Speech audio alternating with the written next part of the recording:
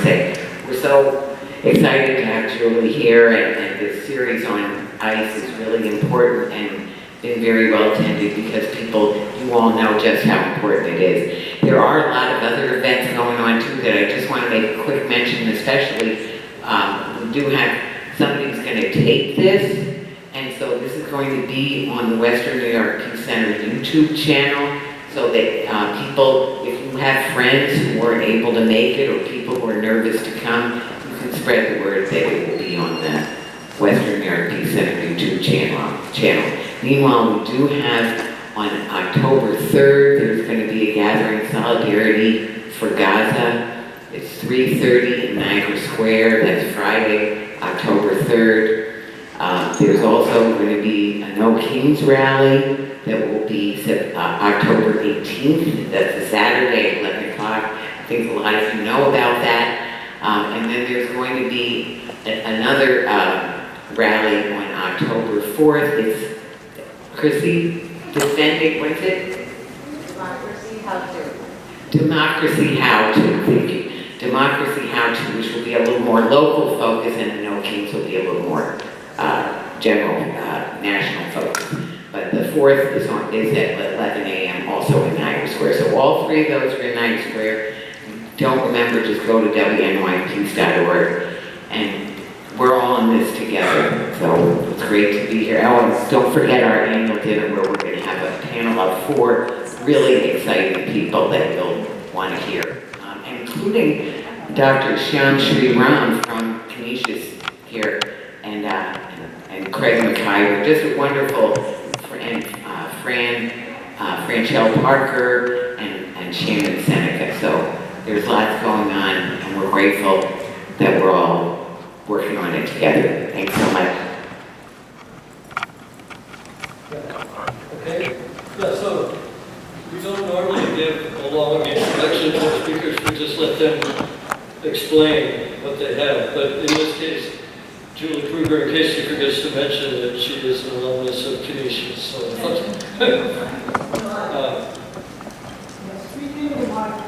okay, they said I wasn't speaking loud enough.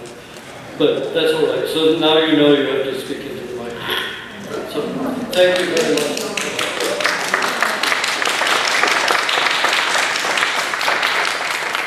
And can you hear me now? Is my mic working okay? Mm-hmm. Yeah. I'm just going to set up my place and kind of ease myself. So thanks for all so much for having me here. I'm really excited to be here and join with you all. Sounds like you have some really great events coming up as well. Turn it up a little bit. I got you. Try now. I just want to make sure that. Just turned you up. I'll just move it a little bit here. Is that a little better? Yeah? Okay, great. Yeah, so I'm Julie Kruger. I'm the owner of Kruger Immigration Law, and I've been an immigration lawyer for 15 years now. It's a small immigration firm here in downtown Buffalo, New York, and we do family immigration, we do business immigration, and we do some deportation and removal work, and we do other kind of complex immigration cases. So any kind of immigration case we do. I am a Canisius graduate here in 1999, and excited to be back speaking with you all. I'm going to talk today about ICE and the immigration courts. And really, my goal here is to really help you better understand, what we're seeing in today's world. There have been a lot of changes this year. There have been a lot of different policies that have been put into place and different ways that the existing laws and statutes have been implemented. And you're probably hearing so many things in the news or seeing on social media. Friends and family are talking. You may know immigrants who are in a proceeding. And maybe don't necessarily fully understand everything you're hearing, or you're hearing conflicting things. So I'm really trying to help you understand what it is that you're hearing so that you can make your own decisions with a base knowledge level, and then you can talk with friends and family. The other thing is, if you are,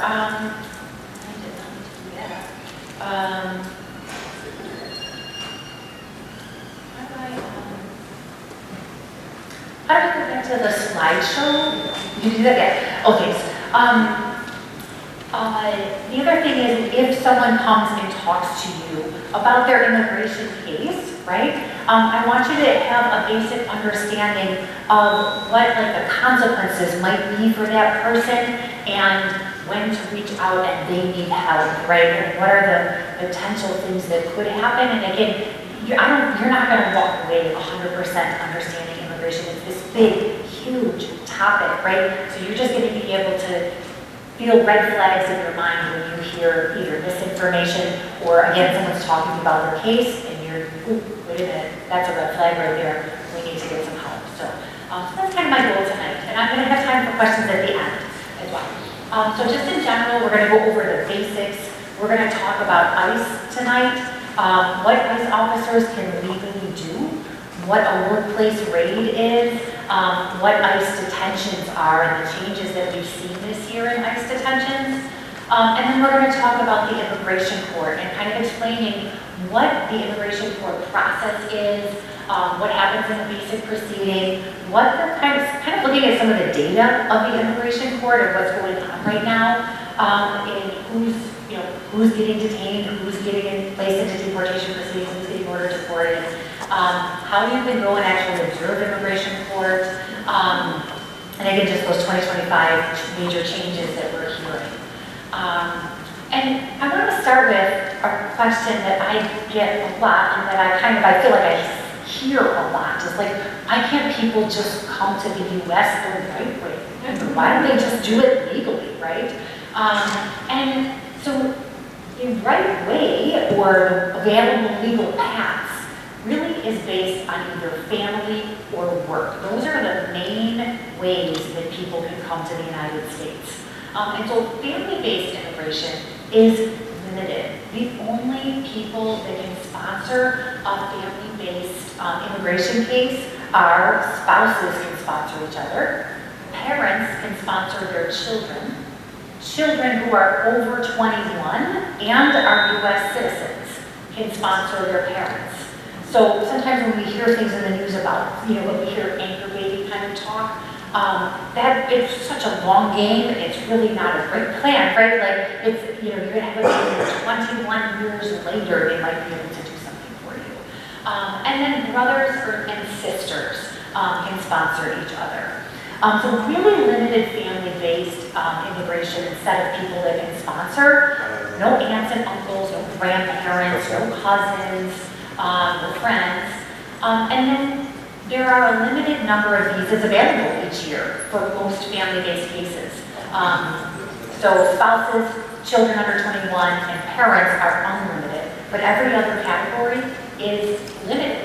And so when we look at that, you have to, say you're a parent and you're going to sponsor your adult child. You're a U.S. citizen, you want to sponsor your adult child, right? Your child's not married. You're going to file a petition for them, and people whose parents filed before November of 2016, they can just now get visas.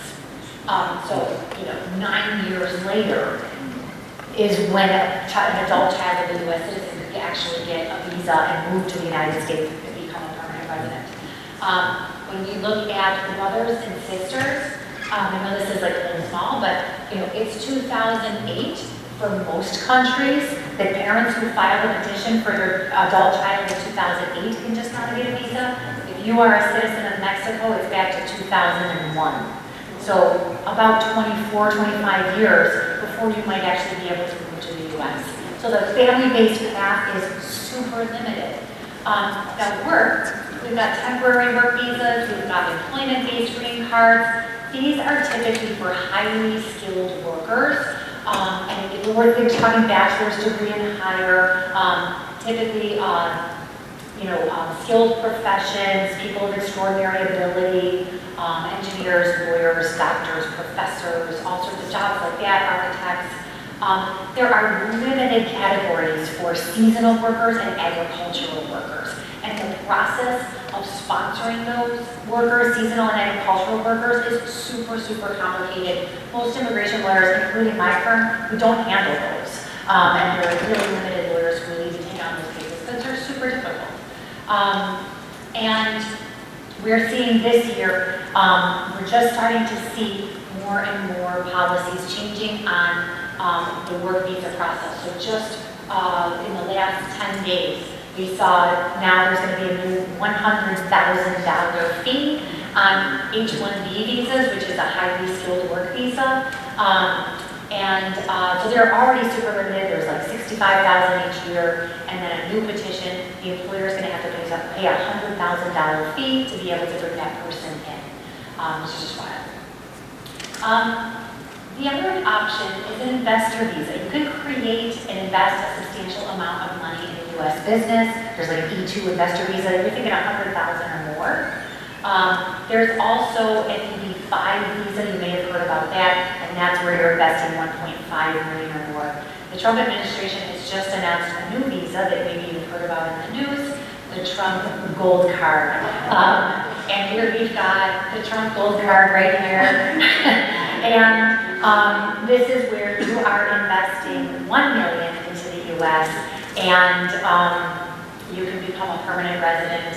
And it says you'll pay a filing fee, the $1 million, and you'll go through some background checks. And then there is a $5 million sort of executive card where you can pay the $5 million and then you can come into the U.S. You can spend 270 days here a year without having to pay U.S. taxes. So that's kind of fun. And then immigration statuses. I wanted to give you a basic understanding of what kind of immigration statuses are out there.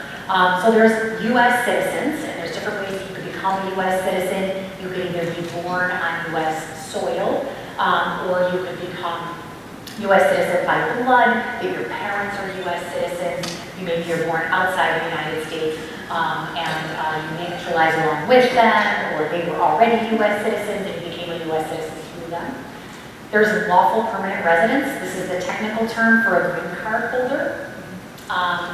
There are temporary visa holders. We talked about a little bit about work visas. That's like an H-1B visa. There's sort of an alphabet soup of temporary visas. H-1B, TN is for citizens for Canada and Mexico. There's F1 is a student. A B1 or a B2 is a visitor. Some of those come with work authorization and some of them do not. And they all have different lengths of time that they're valid. We've got DACA recipients. This was the program that was put into place under the Obama administration, where if you were here on a certain date and you were under a certain age, you're able to show that you are not a criminal, you don't have certain criminal convictions, and you were in school at the time or in the military, you were able to qualify for this deferred action. And it's not a status, but we won't deport you, and we'll give you a work authorization while you're here. There's asylum and other humanitarian statuses where you're showing you fear return to your home country. These are difficult cases. We've heard a lot about temporary protected status. That is typically where you're from a country that has had maybe a big disaster, a natural disaster, or a war that wouldn't necessarily qualify you for asylum because you don't fear persecution, but your country's a mess and you can't go back right now. So they designate people from certain countries, Nepal, for example, Yemen, for example, for temporary protected status. We're seeing a lot of these temporary protected status categories being revoked or ended this year under this administration. Undocumented immigrants, could be someone who either entered the country illegally without any lawful status, not through a port of entry, or someone who entered originally legally but has overstayed their status. One thing to understand about undocumented immigrants is that they do have constitutional rights, but oftentimes people who are undocumented maybe don't understand that they do have constitutional rights, or that they are afraid to assert them. We're going to come back to some of the rights that they have. I just wanted to also give a little bit, like kind of a note on the language of immigration, because again, when we hear immigration in the news, I think you can tell so much, you're talking to friends and family members, about what they're saying and how they're trying to characterize people just by the language that they use. So one thing we hear is non-citizen versus alien, right? So non-citizen is someone who is not a citizen of the United States, where alien is other, right? Outside, they're not one of us, right? the Biden administration had changed the word for immigrant in all of the statutes to non-citizen. That was immediately revoked by the Trump administration and went back to alien. So that's the language in the statute is alien. Illegal versus undocumented. Again, you know, someone who is undocumented just doesn't have paper. Someone who is illegal sounds like a criminal, right? Or migrant versus refugee. Refugee is someone who needs help, who fears persecution. Migrant is just somebody who just came here just because they were looking for work or something like that. The most common term I have heard under this current administration is actually criminal, illegal, alien, right? Really sort of setting the tone there for what they want you to understand when they are talking about it. I'm going to stick with mostly non-citizen today. That's the word that to me makes sense and actually seems most correct and accurate. So we're going to talk about the Department of Homeland Security and what the different agencies are in Homeland Security that you might be hearing a lot about. So there's ICE. I know you guys have had several talks about ICE already, so you probably have a good understanding. So just for people that are new, ICE focuses on interior enforcement within the United States. They handle detention, removal. Removal is the legal term. Deportation is the regular term that people use. So I'm going to use them interchangeably here. And then workplace enforcement. We've got Customs and Border Protection. Customs and Border Protection, they handle the border crossings, the ports of entry. They handle checkpoints. We hear a lot about Border Patrol, which is actually sort of a division within Customs and Border Protection, and they patrol between ports of entry. And then we've got U.S. Citizenship and Immigration Services, and that is where when you are applying for an immigration benefit, you're applying for a green card or a work authorization or citizenship, that's the agency that would process those applications. It says I have visas here, but visas would actually go typically through the Department of State. And then we're also really seeing the Department of Homeland Security increasingly use agents and personnel from other agencies in immigration enforcement. So that's kind of, it's something that has happened in the past, but it's really been dramatically increased this year. You know, we're seeing FBI agents, DEA agencies, U.S. Marshals, all sorts of different agencies being used in immigration enforcement actions. And we're really seeing so many different perspectives on, you know, what ICE is doing and back and forth about whether it is the right thing. From Homeland Security's perspective, you know, instead of protesting or rioting, people should be thanking ICE for the work that they are doing. So just wanted to share, you know, that's their perspective. What legal authority do immigration officers actually have to do their work? When ICE officers are coming into somebody's home, coming into the workplace, into a park or on the streets, what authority do they have? So if they are going to go into a home, go up to somebody's house, or they're going to go to a business and try to do a workplace raid, they can go into public spaces without a warrant. But anything beyond a public space needs a judicial warrant signed by a judge. Most of the time, ICE agents do not have a judicial warrant signed by the judge. They have an administrative warrant, and it's typically signed by like a supervisory ICE officer. This would not allow them to enter a private home or non-public spaces in a workplace without consent. So if they show up at someone's door and all they've got is the standard warrant that they have, just signed by a supervisory deportation officer, that does not allow them to come into somebody's home. They cannot walk around the office, they cannot pull the files, they cannot talk to people there. They have to be granted consent for that. Questioning and stops. Officers can stop people and ask for their immigration status. People do have the right to remain silent. We don't have to answer those questions. Within the 100-mile border zone, now this is the vast majority of people in the United States live within 100 miles of the border, including here, of course, in our community.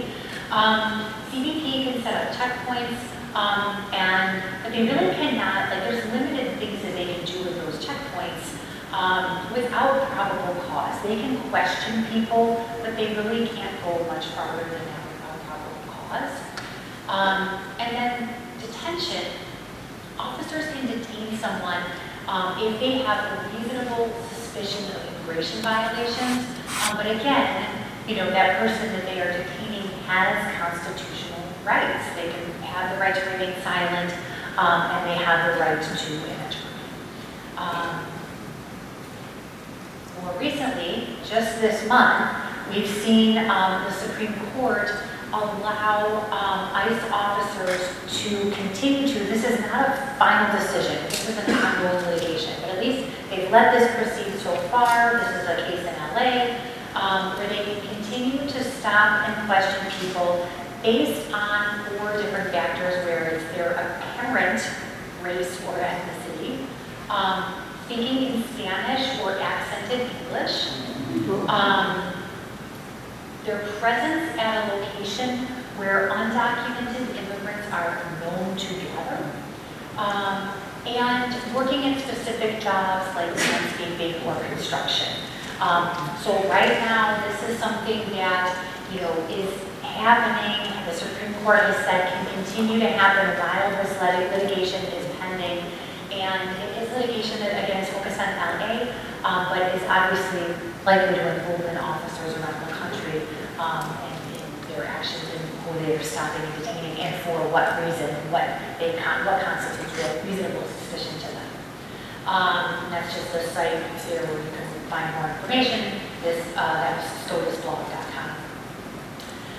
We are also seeing a lot of stories about aggressive tactics from ICE. And so I thought people might be wondering, like, what is actually the legal authority for aggressive tactics?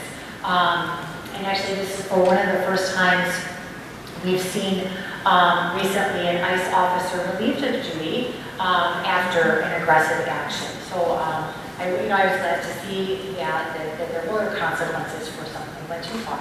But so the law that authorizes ICE officers to use force is the Immigration and Nationality Act.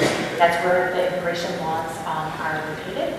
And it's section 287, and it gives immigration officers the authority to interrogate, arrest, and detain non-citizens who they have a reason to believe are in the United States unlawfully. So again, if we think back about, they're speaking Spanish and they're at a landscaping site, then maybe I have a reason to believe that they're in the U.S. unlawfully. That same section, 287, authorizes them to carry firearms and to execute warrants. And then the regulation implementing that statute explicitly permits officers to always use the minimum non-deadly force necessary. So they are supposed to use the minimum non-deadly force necessary to accomplish their mission. They should only escalate when that higher level of force is warranted by the actions, apparent intentions, and apparent capabilities of the suspect, prisoner, or assailant. They can use deadly force only where the officer has reasonable grounds to believe that such force is necessary to protect the designated immigration officer or other persons from imminent danger of death or serious physical injury. So again, the law is that they are supposed to de-escalate, right? Use the minimum force necessary. So workplace raids. So we've seen, including within New York State, we've seen workplace raids. We hear increasing ones, workplace raids over the last year. And so I thought you might be wondering, what is a workplace raid? And again, I haven't heard all the previous speakers, so maybe you cover this. But so it's a targeted enforcement action by ICE to identify and detain undocumented workers at a specific workplace. So this is, ICE officers show up at a place of work, and they come in and they're looking for undocumented workers. This is what happened in that facility in Georgia, right? The Hyundai facility, where they ended up detaining hundreds of people. These are typically surprise visits. They don't let you know we're coming in advance, right? And typically, these are the result of months of work. They don't typically just show up at a place, right? They have investigated and watched for quite a while for them to come to a workplace. That Hyundai plant, they said that was months and months in the making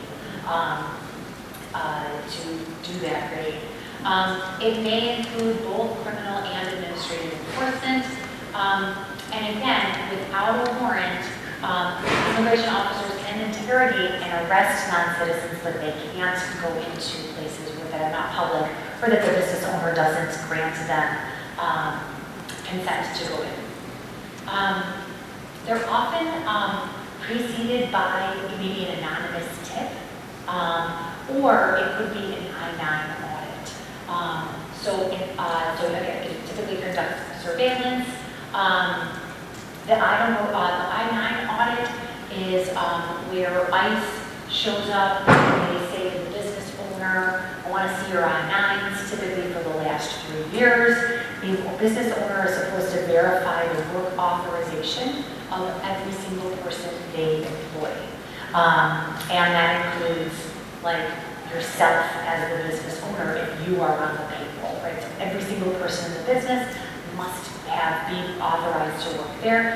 It's on the employer to do that. So ICE will show up and say, let me see your I-9s. And they'll say, I'm going to come back I'm going to give you 3 days. Here's a whole list of everything I'm looking for. I'm going to come back in 3 days and you have everything ready for me.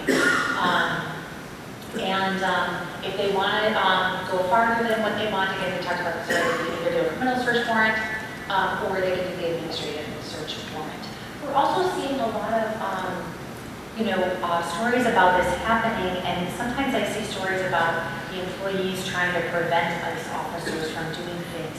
And those are things that, this one is from a story where I think someone who was undocumented was being chased by ICE officers, and they ran into a medical office. And the employees kind of didn't really know what was going on, but then they wanted to help this person, so they were like physically shielding the person from ICE. And, I think a few of them got arrested.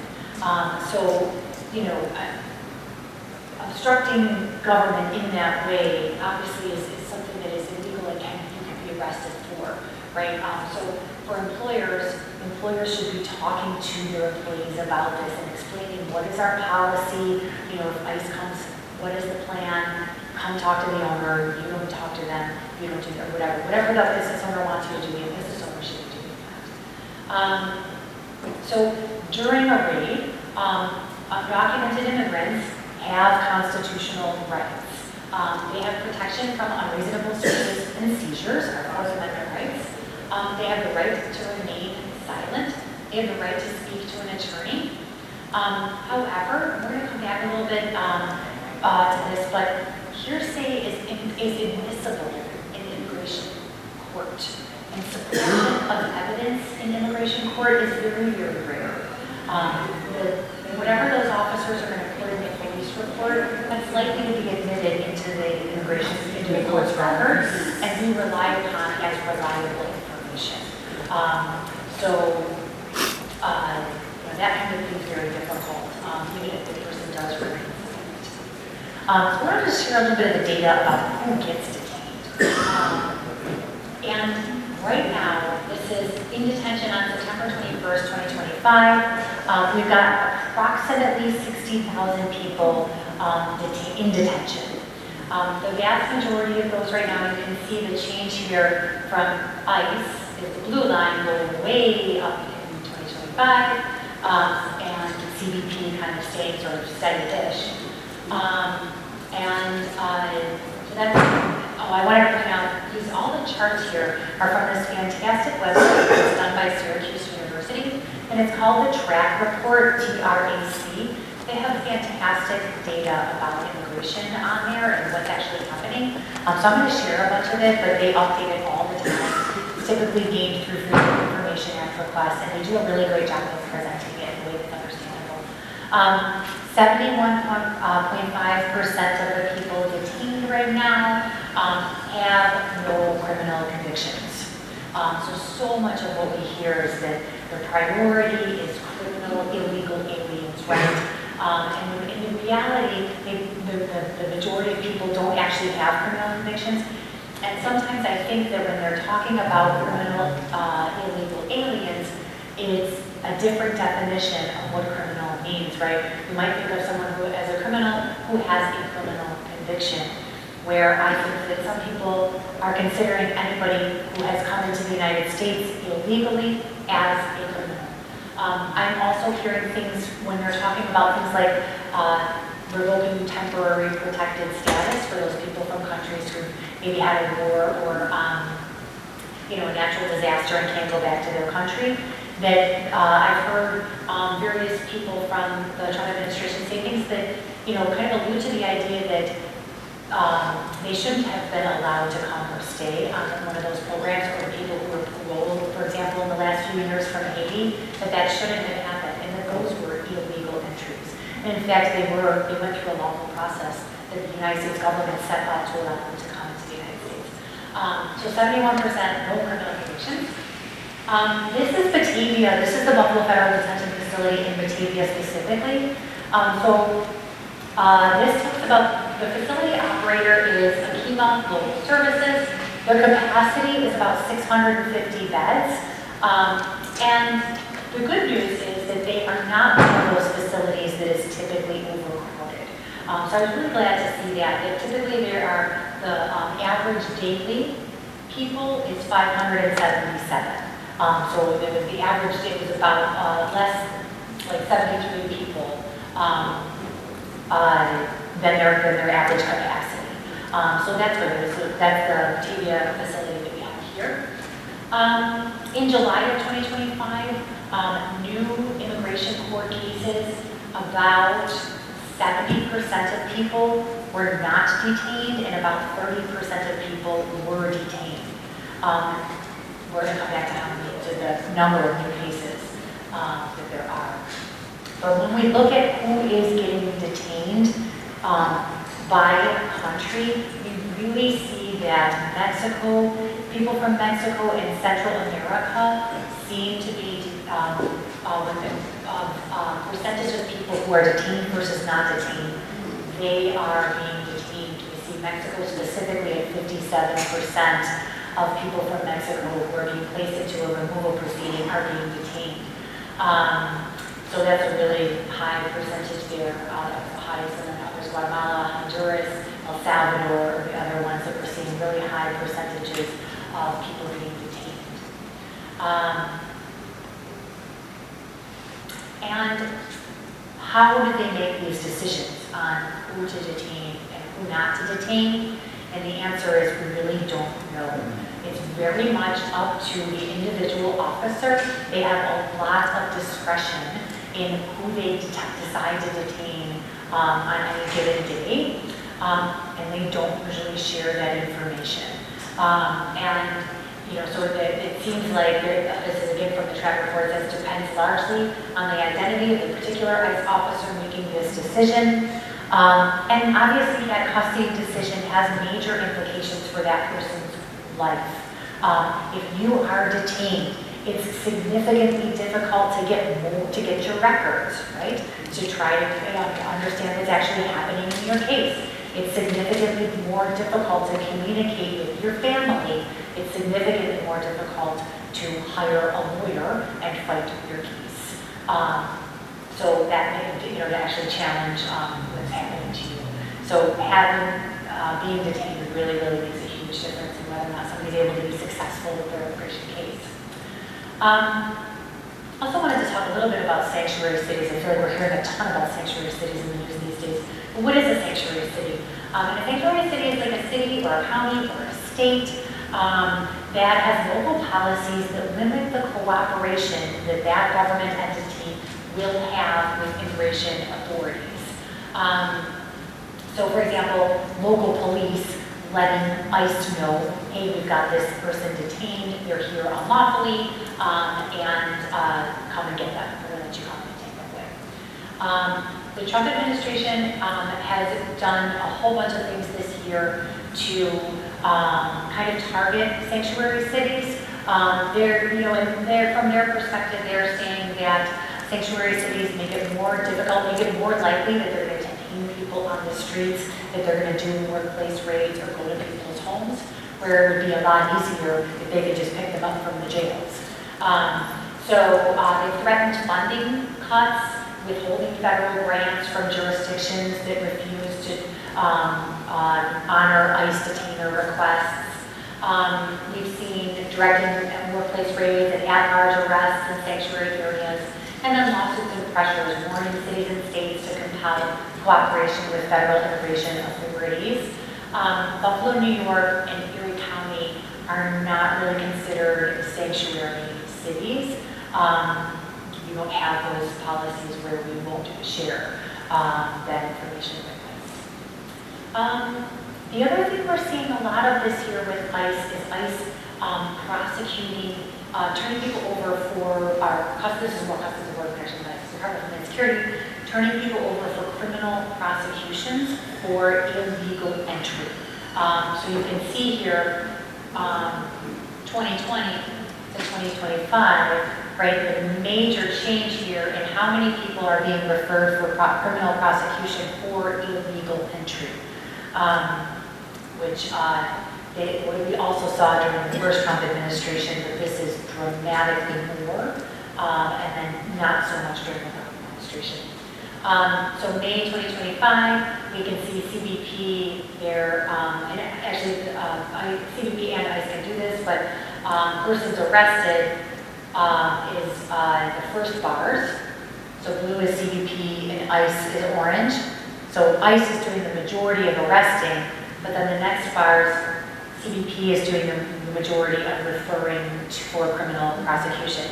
These are largely happening at the southern border, not so much here, not so much at large in the U.S., or really so much on the northern border. But we're seeing 77% of people apprehended at the southern border being referred for criminal prosecution. So that's a huge amount of people. I'm going to pause and move on to the immigration courts. Any questions right now about the ICE? Yeah. So when it comes to hospitals, I'm very Yeah. When it comes to hospitals, well, I have two questions. The first was for the judicial or the administrative warrants. Are the hospitals considered a public space or? So I think you should talk with your hospital about this first, right, and see what they are seeing. I would think that if you think about a public space, right, I feel like this is a public space. Anybody could come in that door and walk over here, and I didn't have to show ID, I didn't have to know a code, right? If you go to the hospital, if I went into the emergency room, I could go to the emergency room, but I certainly couldn't go any farther than that, right? So, yeah, I would say no, depending on, anywhere that, like, the public couldn't go, would not be a public space. Okay. Yeah. And then my other question is sort of related, is with those rental workers in California that got arrested for not, for not wanting to let ICE into the facility.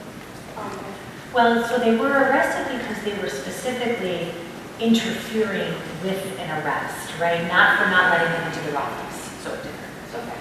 That was just, I was trying to understand what the justification was for the arrest. Yes, they were like physically putting themselves in between the ICE officers and the non-citizen, right outside the office. So that sort of obstruction is what caused them to be in trouble, not just not saying you can't come in here. Yeah, Jane. So a while ago, we had an incident on Crescent Avenue, and can the officers, they may be on the curb, but once they cross that sidewalk, they're on private property in that person's home. You're not in the home. So the home is Yeah. private property. I think inside the Because I'm trespassing if I walk on that person's lawn. Yeah. So I think on the one on Crescent, I'm trying to remember because there were some Facebook posts, right? I want to say they waited till they were sitting for lunch on the city property. If I'm not 100% sure that's right, but I feel like I remember the Facebook photos, and there were several people sitting on the city property on the curb eating their lunch. And they may, to avoid that exact problem, they may have waited for them to sit on the city property. Yeah. Yeah. Two-parter. I think I heard you say they are detaining people who are in jail. And what is the difference between being detained and arrested? Yes, that's a good question. So so if you are in a jail, in a criminal jail, because you have been arrested for, arrest is just a legal word for stop, really. But you have been arrested, taken into custody for a criminal offense, right? And then you are serving your jail sentence. When you are going to be released, the criminal jail could call up ICE and say, hey, we're letting this guy out today. You might as well wait at the door and take him into custody when he gets out, right? Or sometimes ICE lets the jail know, hey, we are looking for this person, and we know that he's in the jail, because a lot of times that's public information. So when you release him, let us know. They send a form called a detainer, and they let them know we want to take this person into custody. So you could be in a criminal jail and then released, even though you've served your sentence, released directly to immigration custody. Yeah. Yeah, well, asking this question is, how does ICE work with the judicial system? Because when they go into immigration court, and then they're saying, you're fine. And then they walk out and ICE takes. Yeah. And that's awful. You have to be people telling them. It's awful. Yeah. I don't want to understand. I'm going to come back to that question. I do have a whole slide on that, so we're going to come back and talk about that in a minute. I'm going to take one more question, I'm going to move on to, and I'll take Ruth, and then I'm going to move on to immigration courts, and then we'll have more time for questions at the end. Go Well, ahead. just quickly, Buffalo Rapid Response Network launched this ICE-free zone campaign. It's about businesses, small businesses. It's just a pilot program, but that businesses that have some staff only areas and sign up and say, we want that ICE in. People that are clean, they would come and knock and look out. So what I want to say is if we have, for instance, Western Americans that we have a space when we signed up for that program, and we do have occasional times when it's, we're having an event and we're inviting people into the carriage house that we occupy. So what's your take on that? Is that something that we can do that as long as we are not having an event at the time where the public is invited? So the question is, if we've got a business where sometimes the space is public, and sometimes the space is private, right? Yeah. Again, it would be such a tricky situation, right? And very fact specific, I feel like. And also, like, what way would it be non-public? Like, it's hard to give a specific answer, I think, to that question. Yeah, definitely be very fact specific. Yeah. Yeah. What happened? Yeah. Go ahead. Thank you. Go ahead. Videos with drivers being stopped by ICE on the road and refusing to roll down their window to answer the questions. Yeah. And I was wondering, is that legal? To refuse to roll down your window. So you have the right to remain silent. I don't know that refusing to roll down your window is included in silence, right? Where there, you're maybe moving more towards resisting arrest. And I will say, when people come to me, I see a dramatic difference in outcomes based on the behavior of the person who was at the border or the way that they acted when they were apprehended, right? Cooperating, being polite, often results in a much better result. right? If they have to break your window to get into your car and pull you out, that's not starting well. They've made that decision, they've gone through that calculation of when is the minimum force needed, and they've escalated. They've broken your window to get into your car. It sets them on a path of escalation that seems to me, leads to only worse and worse outcomes. So I would say, right, and that it would also be better for the person to roll down the window, even if, it's going to have a bad result anyways, right? It might be a better result, better experience, I guess, in cooperating. I'm going to go on to the immigration courts. So, who can be deported? And the short answer is anyone who is not a U.S. citizen can be deported. Anyone who is a naturalized citizen can have their citizenship stripped for if they didn't get it properly. Right? So if you are not a U.S. citizen, so that includes green card holders, that includes people with temporary work visas, it includes people who are undocumented, who overstayed their status, anybody who is not a United States citizen. Common reasons that people can be placed into deportation proceedings, the criminal convictions is going to be the main reason, the main way that people are encountered, and these can really